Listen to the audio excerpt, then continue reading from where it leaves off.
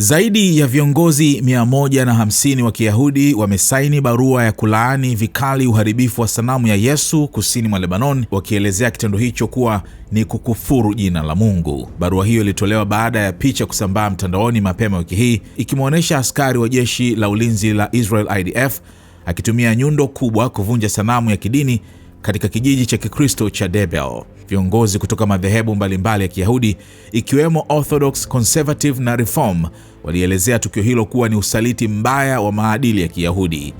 Aidha, wameomba radhi kwa jamii ya Wakristo duniani. Hatua hiyo ilianzishwa na Israel 365 Action, taasisi ya Israel inayolenga kuimarisha mahusiano kati ya Wayahudi na Wakristo wa Kiinjili.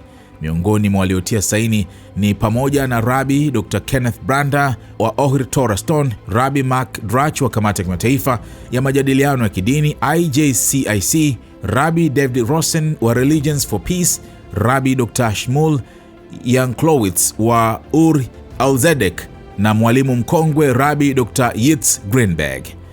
Kama kiongozi wa Kiyahudi, tunaomba radhi kwa jamii wa Kristo kwa kitendo hiki cha kuchukiza na tunathibitisha upya dhamira yetu ya kulinda utakatifu wa maeneo yote matakatifu na alama za kidini, ilisomeka barua hiyo.